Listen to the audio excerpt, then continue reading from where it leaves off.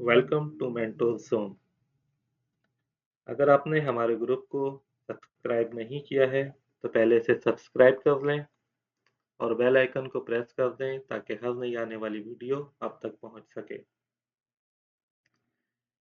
Tally ERP tutorial की पहली video में हमने एक नई कंपनी को क्रिएट करना सीखा था।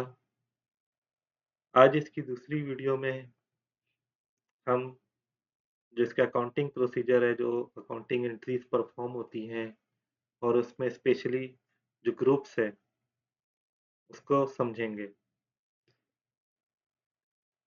ये अकाउंटिंग टैली ईआरपी का गेटवे है।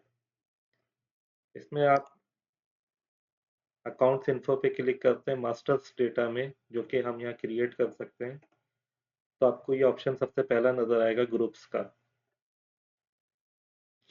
अगर आपने टैली ईआरपी पे काम करना है तो आपको ग्रुप्स क्या होते हैं, इसकी क्या यूटिलाइजेशन है टैली में, इसके बारे में समझना बहुत ज़रूरी है। ग्रुप्स का मकसद ये होता है कि जो बहुत से सेपरेट लेजर्स क्रिएट होते हैं, हम उनको उसके पर्टिकुलर अंडर उस ग्रुप के कर देते हैं। जैसे हम ग्रुप्स में आते हैं और इसमें डिस्प्ले पे आते हैं, जो ऑलरेडी जो टैली ईआरपी में जो ग्रुप्स बने हुए हैं और जो मेजर ग्रुप्स कहलाते हैं, उनकी ये लिस्ट हमारे सामने आ जाती है। इसमें सबसे पहले देखें बैंक अकाउंट्स है। ये बैंक अकाउंट का एक ग्रुप बनाया हुआ है। एक कंपनी के एक से ज्यादा बैंक के अकाउंट्स हो सकते हैं। हर बैंक अकाउंट का एक सेपरेट लेजर होगा। जैसे किसी का एमरेट्स एनबीडी में अकाउंट है, एक उसका एमरेट्स एनबीडी का लेजर क्रिएट होगा। उसमें सिर्फ एमरेट्स एनबीडी से रिलेटेड एंट्रीज ही परफॉर्म होंगी, पेमेंट्स करने के लिए, पेमेंट रिसीव करने के लिए, या बैंक चार्जेस हैं, या चेकबुक चार्जेस हैं, या अदर कोई और इसी टाइप की कोई चार्जेस एक्सवाइजेड है। लेकिन दूसरी तरफ अगर सीबीडी का बैंक अकाउंट भी है कंपनी का, तो सीबीडी का बैंक लेजर भी एक सेपरेट क्रिएट किया जाएगा और वो दोनों बैंक अकाउंट जो हैं वो इस ग्रुप के बैंक अकाउंट्स ग्रुप के अंडर होंगे।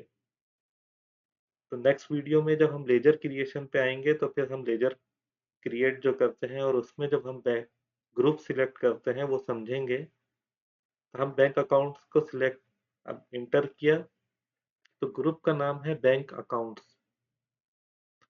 ये एक करंट एसेट्स की कैटेगरी में आता है, क्योंकि जो बैंक है हमारा अकाउंटिंग टर्म्स में वो करंट एसेट कहलाता है। तो ये group under current assets create किया गया है।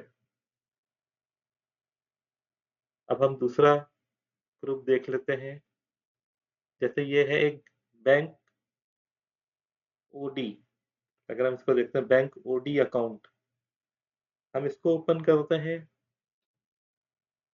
तो ये बैंक ओडी एक ग्रुप का नाम है और ये अंडर लोन्स या लाइबिलिटी के, करंट लाइबिलिटी के अंडर आता है।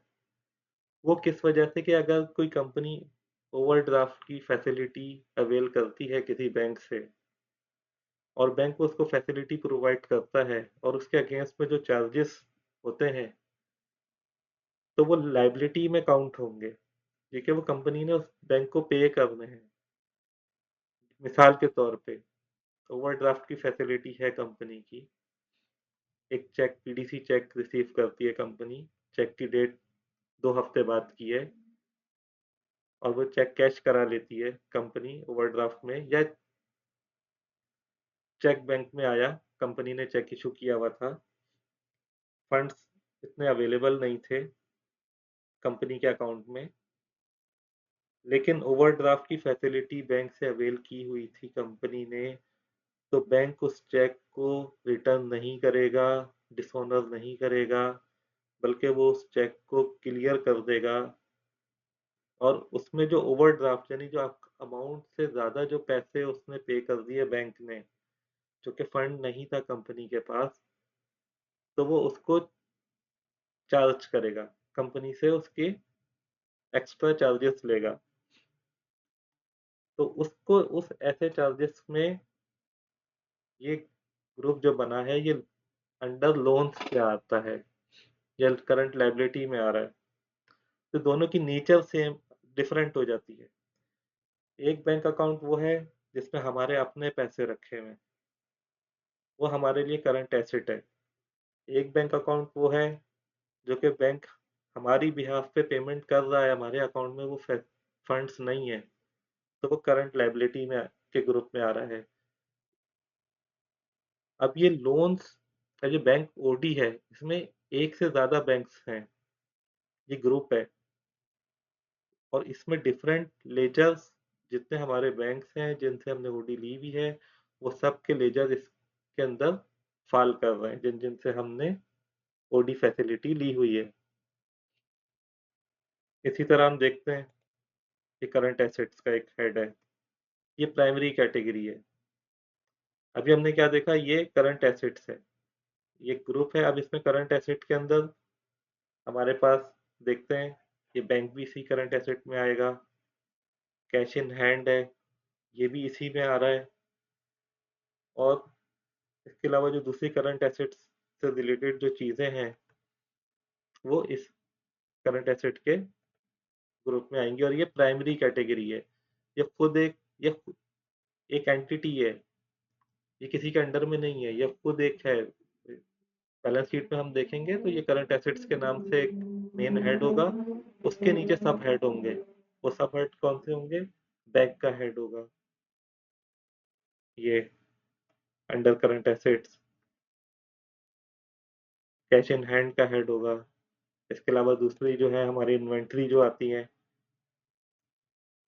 उसका हेड होगा। तो बैलेंस शीट में जब हम जाएंगे तो मेन हेड हमारा करंट एसेट होगा, और उसके अंडर जितने हेड आ रहे होंगे उसके नीचे होंगे, उनका सब टोटल सब हेड का अलग अलग होगा, यानी और टोटल इधर आ रहा होगा करंट एसेट में। और जब हम बैलेंस शीट पे जाएंगे तो हमको ये क्लियर होगा कॉन्सेप्ट कि करंट एसेट में जो वैल्यूज आ रही हैं, उनके जो सब लेजर्स हैं वो कौन कौन से हैं। इसी तरह ये ग्रुप है करंट लायबिलिटीज, ये एक प्राइमरी ग्रुप है। ये बैलेंस शीट में, ये बैलेंस शीट का आइटम है लायबिलिटी, ये मेन आइटम है। इसके नीचे सब लेजर्स आ रहे होंगे। अब करंट लायबिलिटी में हमारे सारे वेंडर्स भी आएंगे, जिसको हमने क्रेडिट पे मटेरियल लिया है, हमने अभी पेमेंट नहीं की है। इसके अलावा यूटिलिटी बिल्स है, ड्यू हो गया है, हमने रिकॉर्ड कर लिया एक्सपेंस, लेकिन अभी पेमेंट नहीं की है, वो लेजर इसके अंदर आ रहे होंगे इस ग्रुप में, करंट लायबिलिटी के ग्रुप में। कुछ डायरेक्ट एक्सपेंसेस होते हैं जो हमारी प्रोडक्शन में डायरेक्ट होते हैं, ये एक, ये income tax profit and loss account का आइटम है, डायरेक्ट एक्सपेंस। ये प्राइमरी कैटेगरी है, ये मेन हेडिंग है, इसकी सब लेजर्स हो सकते हैं जो इस ग्रुप के अंदर फॉल कर रहे होंगे। ये ड्यूटीज एंड टैक्सेस हैं, ये करंट लायबिलिटी में आ रही है जो हमने बात किया। जैसे यूटिलिटी के बिल थे या कोई टैक्सेस हैं, कोई गवर्नमेंट की फीस है, वो ड्यू हो गई है, हमने एक्सपेंस रिकॉर्ड कर लिया है, पेमेंट नहीं की, तो करंट लायबिलिटी में इसमें इस ग्रुप में आ रहा है। इसी तरह देखते हैं परचेज अकाउंट्स है, ये प्राइमरी कैटेगरी है परचेज अकाउंट्स, ये प्रॉफिट एंड लॉस अकाउंट का आइटम है। अब इसके अंदर बहुत से मटेरियल अलग अलग डिफरेंट डिफरेंट लेजर्स के सब लेजर्स बने हुए होंगे। एक मेन इसका ग्रुप है परचेज अकाउंट, तमाम परचेजेस जो अलग अलग अलग आइटम्स हैं वो इसके अंडर आ रही होंगी, ये एक प्राइमरी अकाउंट है। इसी तरह देखते हैं सेल्स अकाउंट। अब ये सेल्स में हमारे क्लाइंट्स, मल्टीपल क्लाइंट्स होंगे हमारे पास, लेकिन जो सेल्स जनरेट हो रही होगी वो सब इसके अंडर आ रही होगी। तो ग्रुप का मकसद ये है कि उसके से रिलेटेड एक हेड है जो लेजर्स का, जो उसके अंडर हम कर देते हैं ताकि इसकी रिपोर्टिंग में हमें आसानी हो और समझने में आसानी हो। और जब हम लेजर क्रिएट करने जाएंगे और तो हमको ये सारे ग्रुप्स के जो मेन है उसको हम मेन रखेंगे और वरना हम उसको किसी ग्रुप के अंडर में करेंगे।